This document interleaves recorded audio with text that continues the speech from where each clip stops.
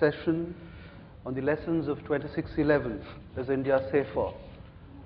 First, let me start by introducing the distinguished panel here, and also let me tell you that I'm standing in for a very distinguished colleague, T.N. Nayanan, so please sort of bear with me.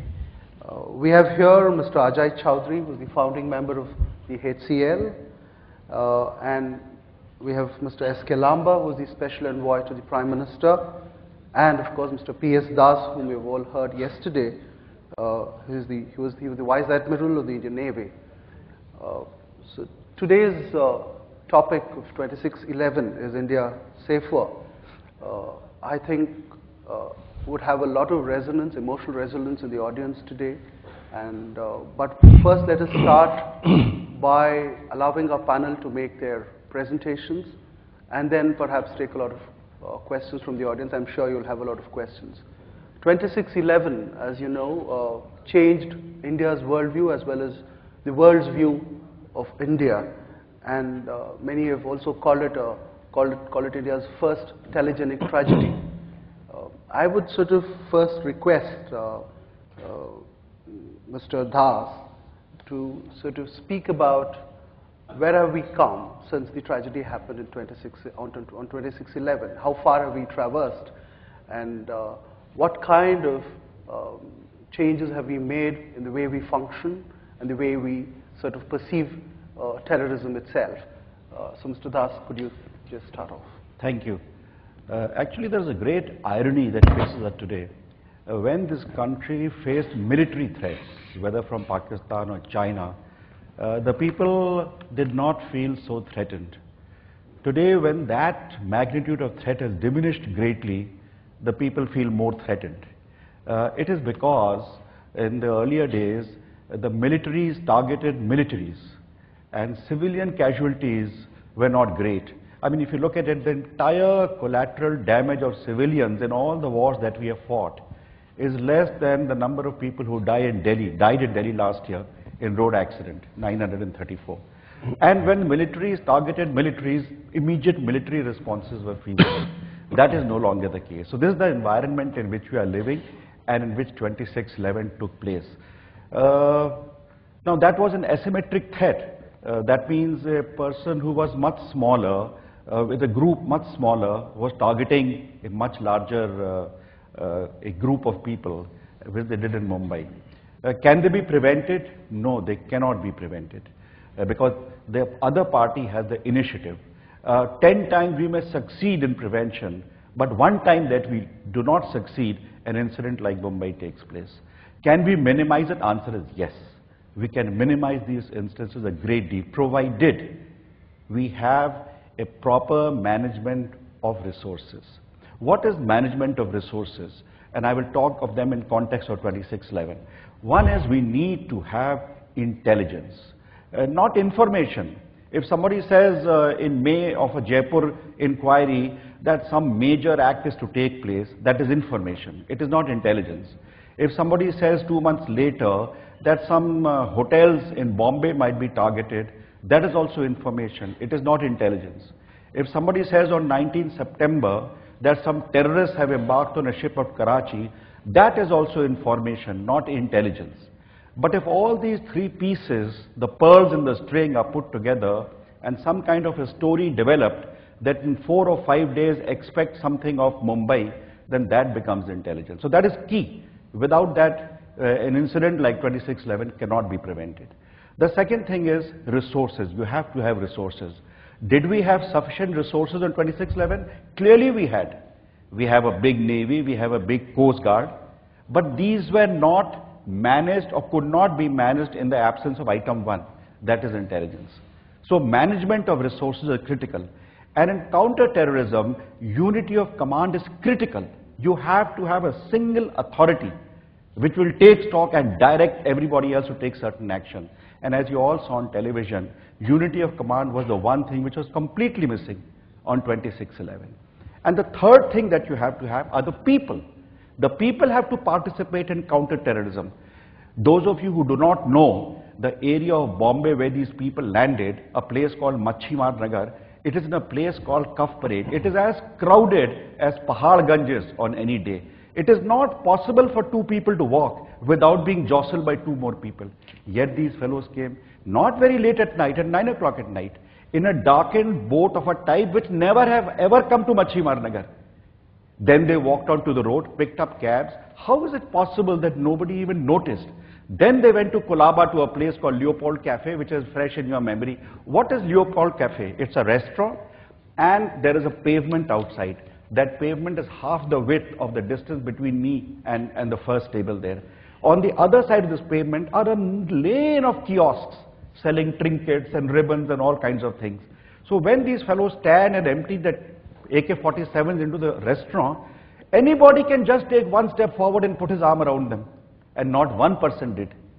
Otherwise, the whole thing would have stopped there and then. But so, participation of people in some way is essential. Now one can say, it's easier said than done, and I'm happy sitting here and making this statement. But I'm afraid that unless people are involved in some way, we have a problem. Now, where have we come? What are the measures taken since that time? You have, as you know, now established a National Intelligence Agency. Hopefully, this will collate, collect, analyze, and disseminate information, which was not done at that time. You have ordered many more things. Just see that the total expense involved in mounting this mission from Pakistan could not have exceeded 25 lakhs of rupees. Our response is 600 crores of rupees to get all sorts of things in place. They will take time. They have not yet come. But hopefully, when that happens, we'll be better prepared. Have we moved ahead in management? Some measures have been designed, but unfortunately in the Indian context, unity of command is not a thing which passes muster easily. What we want to do is coordination. Now coordination may help in other things, but in counter-terrorism, coordination is not the answer. You have to have authority with accountability, total. Only then it is possible. So, where are we now? Is there a possibility that such an attack might take place? I would say yes and no. No, because the adversary also knows that we are now more on guard, better prepared hopefully, and it will be much more difficult for him to do the type of thing that he did on 26/11. No, because we do not have the mechanisms. Yes, because we do not have the kind of mechanisms that are in place to counter 26/11 fully. We have some, but I would say that we have still some way to go. That is what I would like to say about this. So we seem to have got a rough security perspective on the 26/11 tragedy. So can we just now go to Mr. S.K. Lambah and get a diplomatic perspective? You know, Mr. Lambah, could you just look at 9/11 as well as 26/11 and sort of see how we handle the whole diplomatic challenge that came after that? Well, thank you. I think Admiral Das has given you a bird-eye view of the... I was just calculating, it's 99 months since 9/11 and 13 months since 26/11. So I'll briefly tell you what has been done there and what we are doing. To give you what have the Americans done in these 99 months to make themselves secure? They created a Department of Homeland Security, which has 225,000 people working in it. Their main problem was illegal immigration. They have about 11 million people. They set up a thing called the ICE. This is the Immigration and Custom Enforcement Agency, which looked into it. They are trying to change the entire concept of immigration and see how they can adjust them. Then technology has been used in great extent. Mexico was their main concern. I am not leaving technology because we have an expert who will speak on it. Mexico was their main concern, and they had a lot of discussion with Mexico to sort out things. Then they have set up a system called E-Verifier, which the Homeland Security has done, which is not mandatory but compulsory for those who have federal contracts, where antecedents of people who are working can be checked. And I am told that over 150,000 employers have registered themselves with this website, and over 1.5 million inquiries were made in last 1 year to check antecedent. Then there is the US address, which means biometric information, fingerprint points are shared with all concerned. The driving license system is being changed, and ultimately they hope to have a uniform system. They have set up a thing called the SBI, which is the Secure Border Initiative, to get together both technology and to be able to detect, classify, and respond to situations. This is something which has been done there. Now, what have we done here in the last 13 months? Admiral Das mentioned the NIA. This is a new organization which has been set up for investigating, and it has already started functioning. Then the National Security Guards, who battled with, you all saw them doing it on television, has now 4 hubs in Chaudhari, Hyderabad, Mumbai, and Kolkata. Then the MSCs, you know, these are the multiple centers. They have been made 24/11. Connectivity between them has been increased, and subordinate centers called the SMACs have been set up at 30 locations all over the country. And in the 11th plan, there are going to be 20 schools to be established in respect of counter-insurgency and anti-terrorism. And there will be 4 schools each in Assam, Bihar, Chhattisgarh, Orissa, and Jharkhand to train policemen. That is very important so that they can tackle with such situations. On coastal security, which later on in question answers Admiral Das will be able to tell you more, so I won't touch on that, but about over 60 out of the 70 coastal police stations have been operationalized, and in addition, interceptor boats have for the first time been provided, about 50 of them, and the number will be over 100 in the next 6 months. The CISF, which looks after security of major public sector and private sector companies now also, as well as airports. Its strength in 2005 was around 90,000. Today it's about 145,000. It's been increased. The overall expenditure on the federal funding, the central government funding for security has been increased from 24,000 crores to 36,000 crores. So it is not 600 crores that my friend mentioned, but just the central government funding for the security forces has been increased from 24,000 crores to 36,000. And what is more important is patrolling on the borders is being intensified, and new towers are being set up to collect information, and also the focus on diplomatic activity has increased to be able to catch the culprits, that is from the neighboring countries. Now, finally, I will just say, we are saying, is India safer? I say, yes, India is safer. But if you say India is safe, honestly, one can't say, because it is, even the Americans don't say they have a foolproof system. And that is something which we have to be always ready and be there. I think what is most important is that the people have to react. And I must tell you that these measures which I told you are half as important as what 4 days after 26/11, we had elections in 4 of our states which were successfully held. We've held a general election, and Maharashtra has had their own election. And the people of India have given their own response to the situation. I think we need to continue that. Thank you. So Chaudhari, would you sort of now give us a technology perspective of the whole thing? Well, actually, as Ambassador Lambah said, a lot has been done. But I think a lot more needs to be done. We must understand that when 9/11 happened, a lot of technology was used by the terrorists. And pretty similar stuff happened during 26/11. But 26/11, they used technology like VoIP, they used GPS, they used internet, and that was the extent of technology. Rest was very simple. They just entered with absolutely no intervention. They just entered. And we were sitting ducks. Fundamentally, if you look at the hotels, they did have information earlier, but were they ready to handle an attack like that?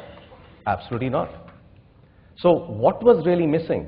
Fundamentally, what we have been thinking in the country till now, and this thinking is likely to change, and I can see some of the impacts in the government, they're already thinking, is that we constantly think of guns, guards, and bandobast.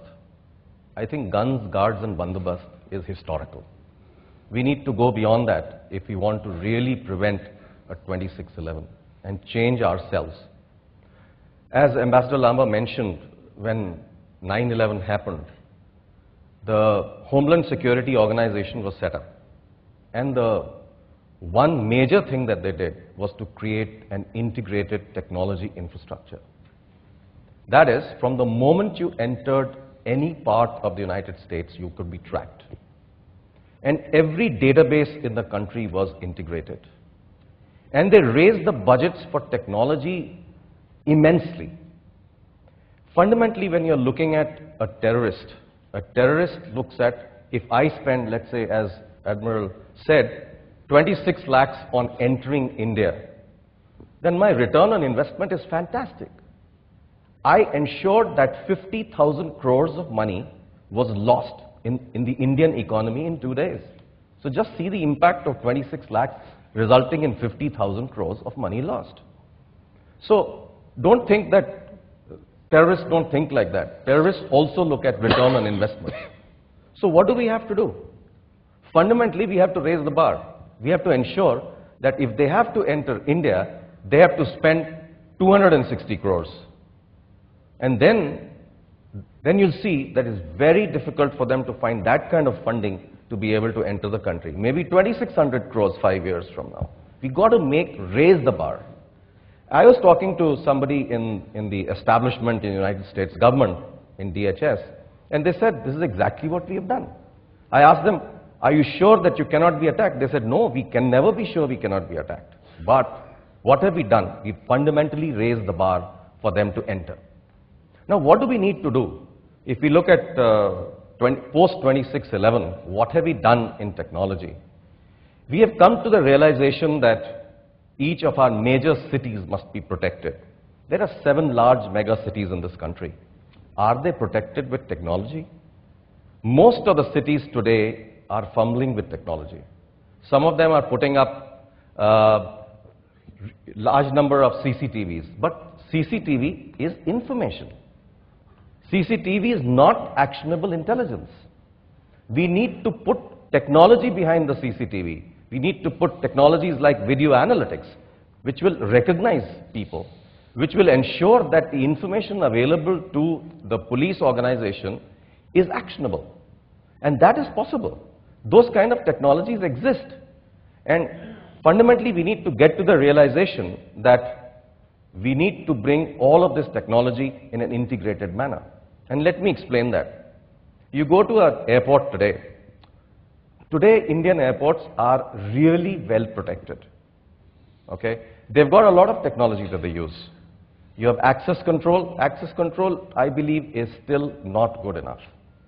But you look at baggage scanning, it happens. Screening happens very well. There's lots of cameras inside the various airports. The perimeter of the airport is to some extent secured. But what we need is technology at every point. And we need all of this technology to get integrated into a central command and control center. So if an attack happens on the airport, we have coordinated response inside the airport. There are holes through every airport today. Now, a similar situation needs to be implemented in all the 7 top mega cities of this country. Otherwise, we are actually going to see another Mumbai happen, and unfortunately, despite the fact that we have put in a lot of effort in creating an integrated intelligence infrastructure, those intelligence officers, those police guys, all of those people don't have the backing of technology. And that's a single missing piece today. And I think what's very critical is that this recognition of something like this is to be done, and this needs to be then integrated inside the police force. Police force need to be trained on using these technologies. And the intelligence agencies who very well understand a lot of these technologies. I mean, when I meet people in IB, they absolutely understand these technologies. It's not that they don't. They know a lot about technology.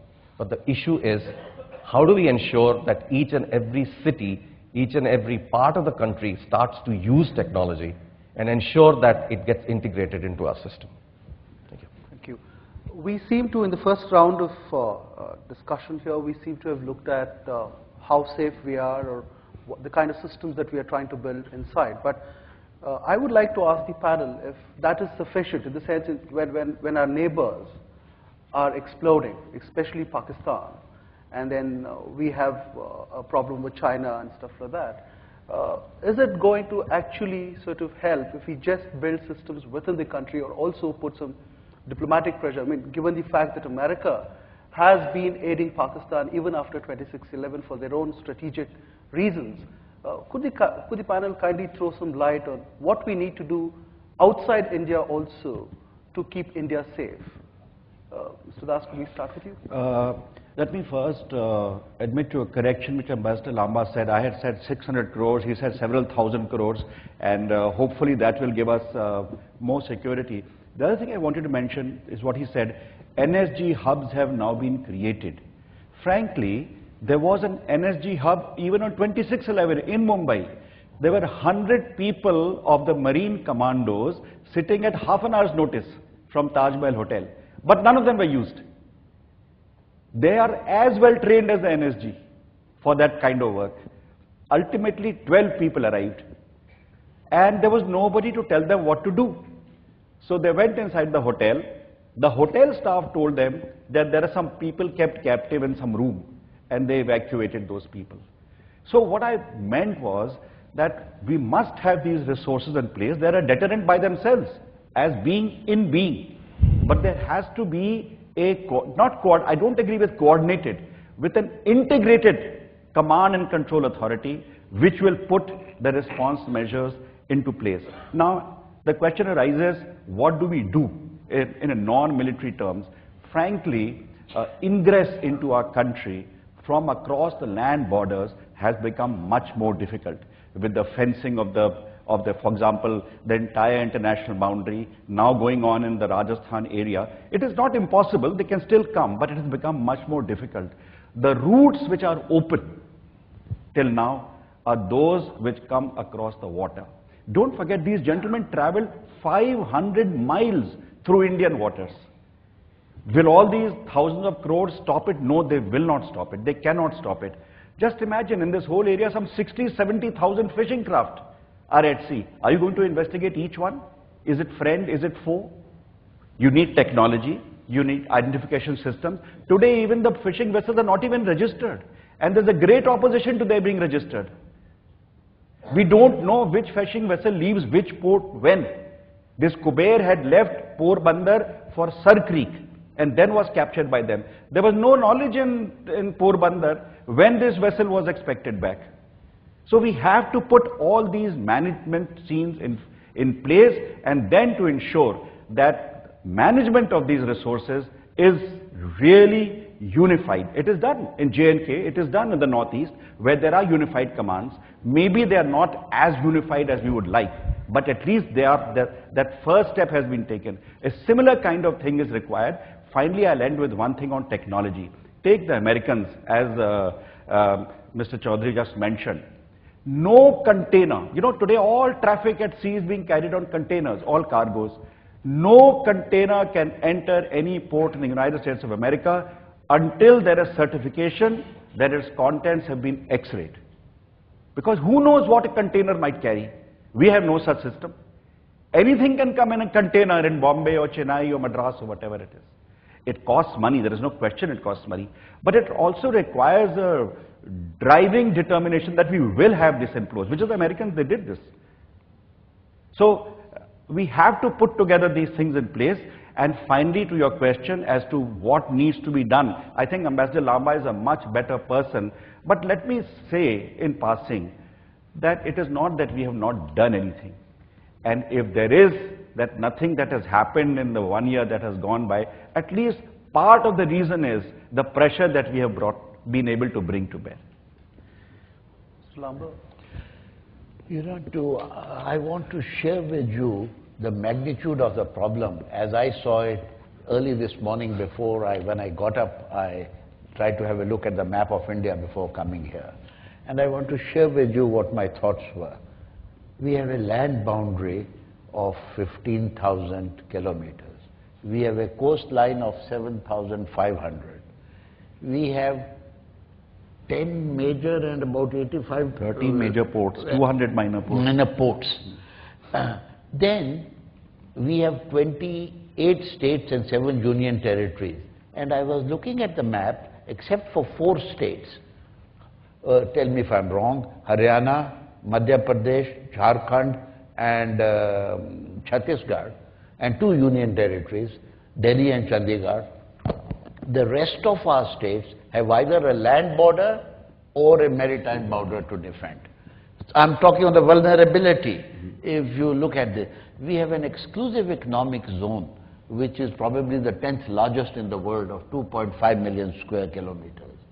So to protect, it's a huge, vast problem that we have. And I think we have to keep that in mind. Then we have an insecure neighborhood. You know, probably one of the few countries which have neighbors who, many of them, I don't like using the term failing states, but they fall in that category. The US Fund for Peace brings out every year a list of failing states, and unfortunately all our neighbors seem to be improving on that scale, and which increases our problems. So it is an insecure neighborhood, and with these things that I think that really one of the answers has to be found in technology.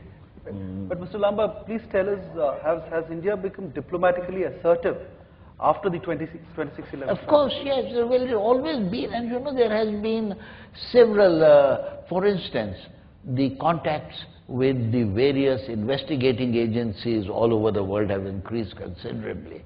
Now, these are things which are not always public knowledge, but they have added a lot of information, and with the governments of the world, a lot has happened, and pressures on Pakistan has increased considerably. For instance, it's, I think, for the first time that they have admitted in one of the aid memoirs which they gave us a few months ago of their role in 26/11, of the role of Tashkar-e-Taiba and others, because of the pressures that have been built both on them and through other countries.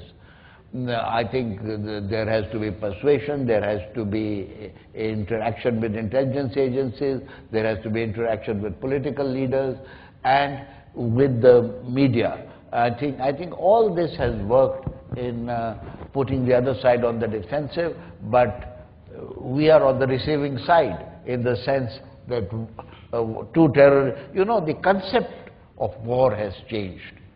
Earlier it was the state or the military versus the state or the military. What happened? 20th century technology brought war to homes and civilians. And today, this, the concept of non-state actors has undermined the entire thing, and through acts of terrorism they can undermine states. So we have to be ready to face that situation in all fields, including the emphasis on the diplomatic front. So Chaudhari, what's your take on this subject? Yeah, actually, as Admiral Das correctly mentioned, the United States has set up a process by which every container that moves from anywhere in the world has to get scanned. It's the same kind of thing we have to do for any container that's coming into the country. But what have we really done? What we have really done is that we put out bids for putting up these containers, and only one port today has containers. The rest of the ports are still waiting for the bids to be evaluated, and the bids have been not got evaluated for close to 2 to 3 years, from what I understand. I think we need to take a different view of security and technology, and we have to cut short the process of buying technology so that we can implement it very, very fast. And it's very important to coordinate this effort with different countries like the United States, Europe, and other countries. And that is really what I think would enable us to secure ourselves a lot better. For example, a terrorist database, does it exist in this country?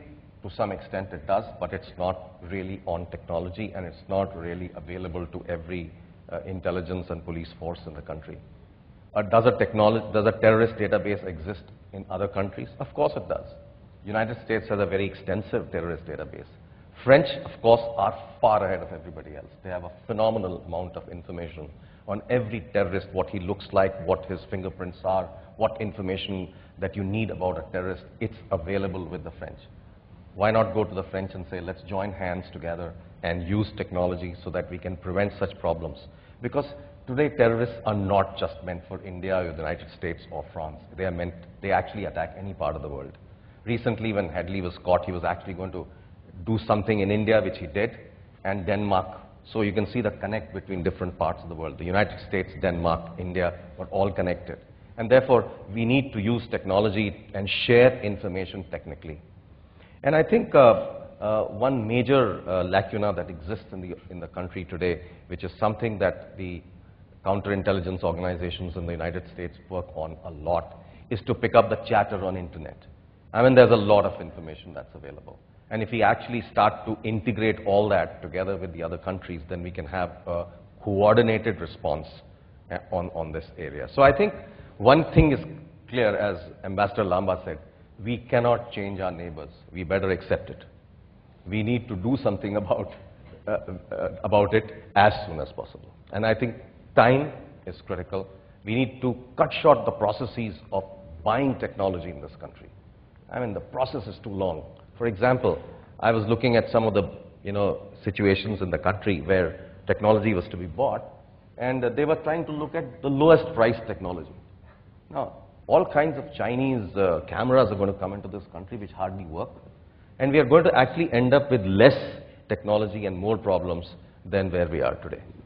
So I think we need to look at doing these things differently, and we need to change the processes and make sure that everything is time-bound. We got to say, if our 7 cities have to be empowered with technology, let's do it in flat 12 months, rather than saying that we'll do it sometime. In the last, we've just celebrated the first anniversary, not celebrated, or rather, we've just had the first anniversary of the 26/11 tragedy. But the impact of this tragedy was enormous. It's an often held view because, enormous because it was a telegenic tragedy. We have looked at security solutions, we have looked at technology solutions, we have looked at diplomatic solutions. But can there be a human solution too? Because the minorities are getting stereotyped, and we are not engaging them in the manner that we need to actually engage them. So could the panel throw some light on that aspect, the human solution part of it, besides the security and technology and diplomatic aspects of it? Mr. Das, could you start? You brought in minorities, which is, I think, not germane to this whole issue. These asymmetric actions are taking place because there is an essentially hostile perception of India in the people who matter in Pakistan, that is the Pakistan army. Now, the most logical course of action for them would be to go to war with us. That is not going to happen, because in any such scenario, they are going to get the worst end of the stick. So what can they do at low cost, which will inflict the maximum punishment on us? This action which took place is not that of terrorists. This type of raid could not have been mounted without planning, training, and control by people well versed in special force commando operations. The entire seaborne mission is something, if I were to be told, look, can you put 6 sailors in this little rubber boat 4 miles from the coast at 9 o'clock at night and tell them to arrive at this point, I would say that my sailors can't do it. I require marine commandos for this task. So to think that this is a Lashkar-e-Tayyaba type of scenario is to, gloss over the real issue.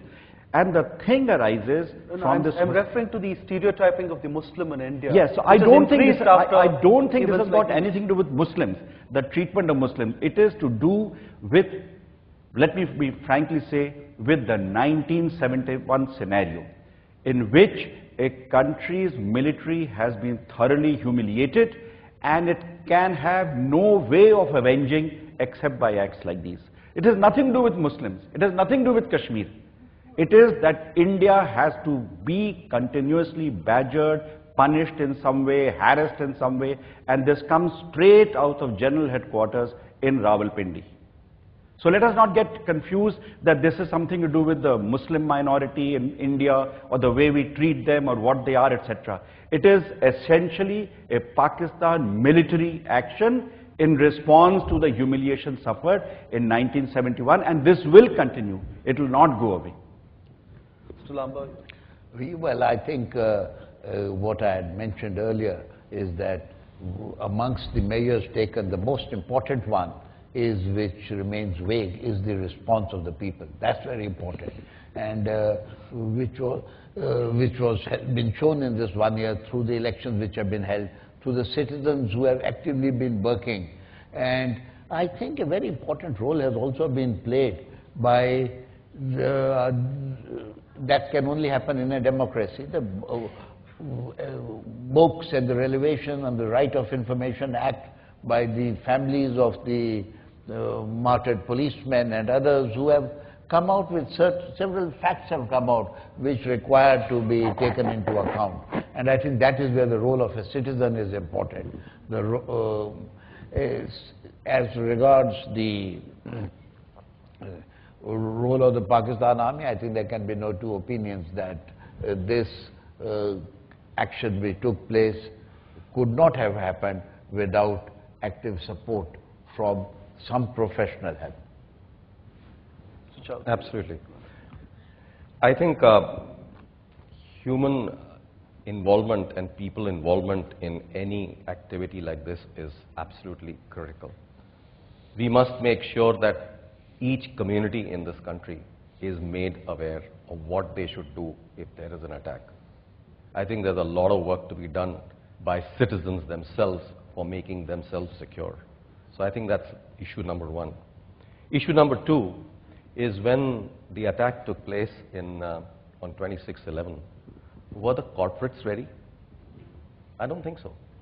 So I think even all corporates have to come together and say, we will work together in ensuring that our locations are safe. Now let's look at technology and corporates. Let us say there are two buildings next to each other which are being attacked. Now if cameras in one building which are being used for themselves are aimed at protecting their own building, it's not good enough. What we should be looking at is, can a camera on one building be aimed at the other building, and the camera on building B is aimed at the other building? So then we are actually helping each other. So there's a lot of work needs to be done in ensuring that all parts of the country, everyone, all citizens, all corporates come together in ensuring security for the country. When an attack takes place, there must be information available about, for example, if you look at the various hotels, were the building plans ready? Were the building plans available with every minor detail of any changes that have been made? So I think those are the kind of things that corporates need to create a database of their buildings, make it available to police, make it available to agencies to be able to use it. So I think this deep involvement of the city's own citizens, own corporates is absolutely essential. Can we just have one final round of comments from all the panelists and then throw it open for discussion?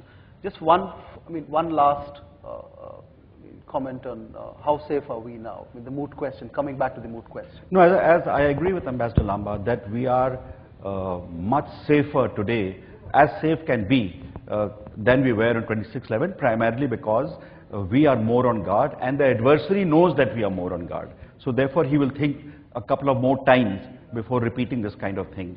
Are we completely safe? No, there is no such thing as completely safe in this world of terrorism, but we need to do a lot more.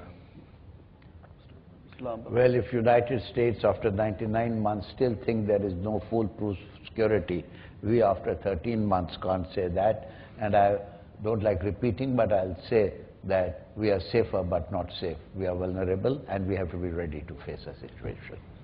I agree that a lot has been done, but a lot more needs to be done, and we need to be constantly on guard, and we need to be constantly raising the bar for terrorists to attack us.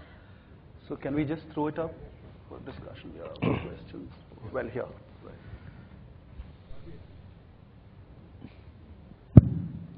Very good morning, Ideas India 2009.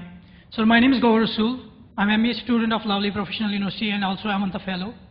Regarding the 26/11, sir, whether we are safer or not, that's much more a futuristic thing. Whether we have done something that will be, God forbid, anything like that happens again, but that will be, we will come to know about that in the future. But this is not the first time India has faced such a kind of attack.